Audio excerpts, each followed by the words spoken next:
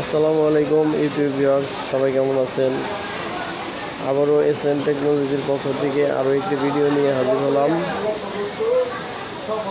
এখন আমরা যে কাজটা করছি এটা একটা রোলার, এটা কানসাই টিএমডি মেশিনে ব্যবহার করা হয়।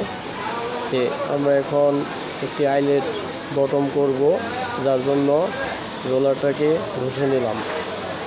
রোলারটা ঘষলে বটম সুন্দরভাবে করতে পারবে, আইলেটটা কোথাও বাজবে না।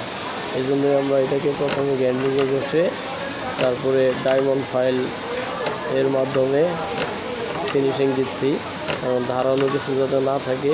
রোলারে ধার থাকলে পরে বডি যে কোনো সময় রিজেক্ট হতে পারে। ডায়মন্ড ফাইল দিয়ে তাই ফিনিশিং করে নিলাম। তো এই ভিডিওটি ভালো লাগলে অবশ্যই চ্যানেলটা সাবস্ক্রাইব করে বেল আইকন বাটনটি অল করে দিবেন। এই যে আইলেট এখন যেভাবে ঘষা হয়েছে, সুন্দরভাবে আইলেটটা এটার ভিতর দিয়ে চলে যাবে, কোথাও বাজবে না।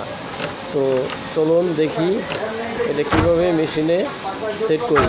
দেখেন, মেশিনের সাথে রোলার বার রয়েছে একটা, যেটার মাধ্যমে রোলারের চাপ কমানো বাড়ানো যায়। আমরা ড্রাইভার দিয়ে রোলারের বারটা একটু উঁচু করে ধরে রোলারটা এখানে বসিয়ে দিলাম। এখন আমরা আরেক পার্ট কানেক্টিংয়ের সাথে অ্যাড করব। তো প্রথমে আমরা কানেক্টিংয়ের এক পাশ খুলে নিতে হবে। যে স্ক্রুটা খুলে নিলাম, আরেকটা স্ক্রু রয়েছে সেটাও খুলে নিব। এখন আমরা কানেক্টিংয়ের এক সাইড আউট করে দিলাম। এখন এই যে রোলারের সাথে যেটা রয়েছে ওই বলটা কানেক্টিংয়ে বসিয়ে স্ক্রু দুটো টাইট করে দিলাম। সবাই ভালো থাকবেন, ধন্যবাদ।